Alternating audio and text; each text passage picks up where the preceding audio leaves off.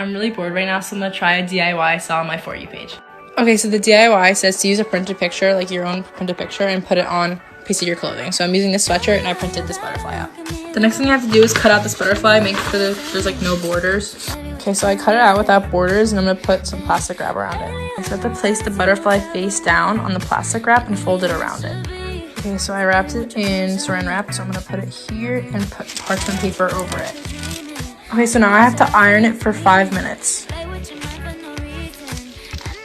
Okay, so now I have to peel off the parchment paper. Oh, nice. Okay, it worked. Okay, so this is the finished product. It actually looks really good. I'm actually obsessed. Let me know if you want to see more of these. So a lot of you guys wanted a tutorial on how I did these laminated ID cards that I did for my friends and I. And if you do this, please tag me for credit because it took me a lot of time to figure out. But first I went to Pinterest, found a background, saved it. Then I brought it over to this app called PixArt, hit Tools, cropped it to 2:3. Then I went to Shape Crop and I drew that completely out and then made the border size 10. Saved that, brought it over to an app called Fonto. And when you do this, you can do whatever you want. I made mine really extra, but do whatever you like. And then save that again, bring it back over to PixArt, hit add photo, add whatever picture you want, and do the same steps that you did for the background. And then I dropped a shadow behind it because I thought it looks way better. Then I airdropped that to my computer. I made a document with 4 because I wanted to make multiple, make it double-sided, has to look like that. And then I printed them out, laminated them, cut them out, and I gave them away. So I, like many others, have fell in love with this Unistitch bag, but the main issue is it's $250 and it's also sold out.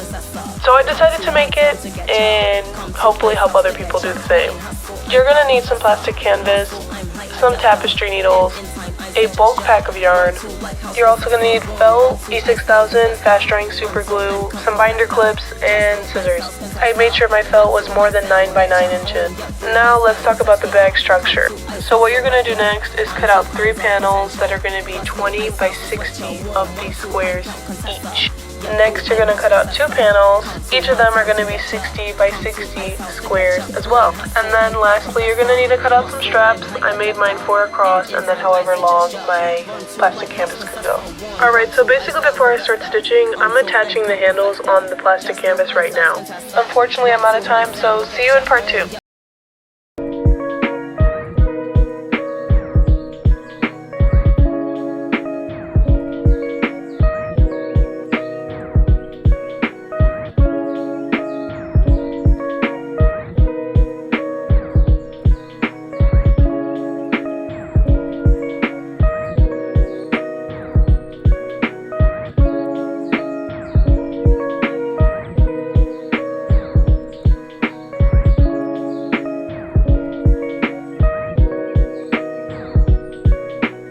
Welcome to part 3. I took a small break to finish commissions, but today I'm going to show you guys how to make the bottom and the straps for the bag. Here's a quick update on my bag. I'm almost halfway done with the running total of 11 hours and 20 minutes. So for the bottom, you're going to want to grab your plastic canvas sheet and cut it to the same length and width as your front and side pieces. From here, you're just going to be blocking out this whole entire piece of mesh canvas. I'm showing how I like to do it, and here's what the finished part looks like. This is going to be the base for my bag. Now for the straps, you're grabbing that same plastic canvas, and you can cut this however long and wide you'd like your straps to be.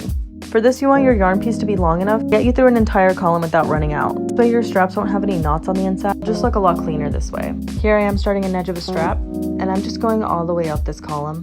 And same thing for the second column. Be careful not to tug on the yarn too hard because the plastic will break. And just a heads up, you will be using a lot of black yarn for this project. And this part's pretty easy, it just kind of takes some time to finish. But once you're done, it's going to look something like this. And a quick look from the inside, and stay tuned for part 4.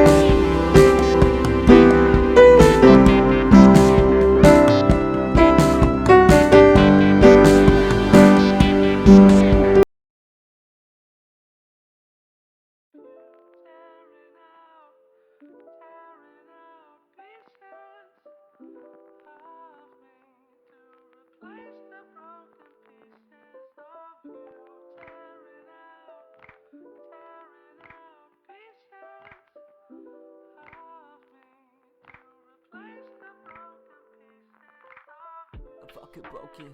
You see me empty, glasses from the bottle in my head. I'm feeling dizzy, but you never fucking listen. Gotta jump to your conclusions. I've been heading in directions where I end up getting bruises.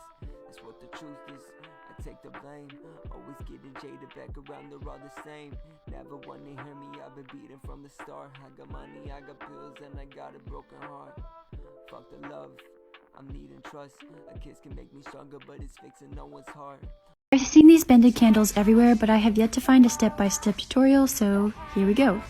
I got 10-inch candles from Hobby Lobby, and there's a lot of colors to choose from. These are the ones that I picked.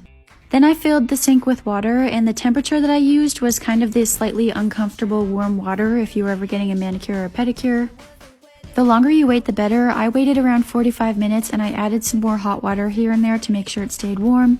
So I discovered the secret behind it. So obviously you can see I had some errors at the start, but what I discovered is that if you mold it while it's still in the hot water, it works a whole lot better. There was no cracking at all when it was in the water, and I cut the bottom off of some of them to make them stand better. And I sandwiched them between things while they dried. And these are the results. I think they're so much fun, and I hope this helps you guys.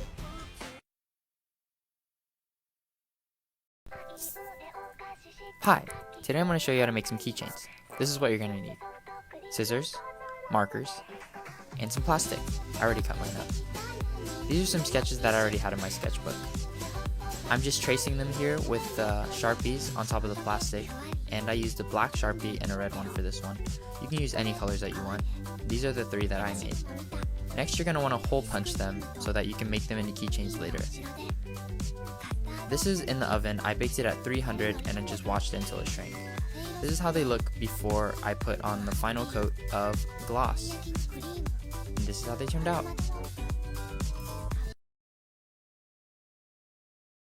I'm going in for surgery in 3 days, and there's no way that I could have the room like this, so this is me getting it sorted. I wanted to move the bed back to the back wall just so when I'm watching TV in bed it's a lot easier and I don't have to lay on my side. So I started off just by clearing this space, hoovering it, and then using this 1001 carpet fresh, and then eventually moving the bed. Doing all of this has actually really helped with my anxiety as well because I've been really stressed, so being busy today was really good for me. When I've had the bed in this position before, I actually had the desk at the bottom of it, but I don't know why because it makes so much more sense for the desk to stay where it is. That was in place, and then I had Dora and Boz keeping me company. I just went round the hoover again and then made the bed.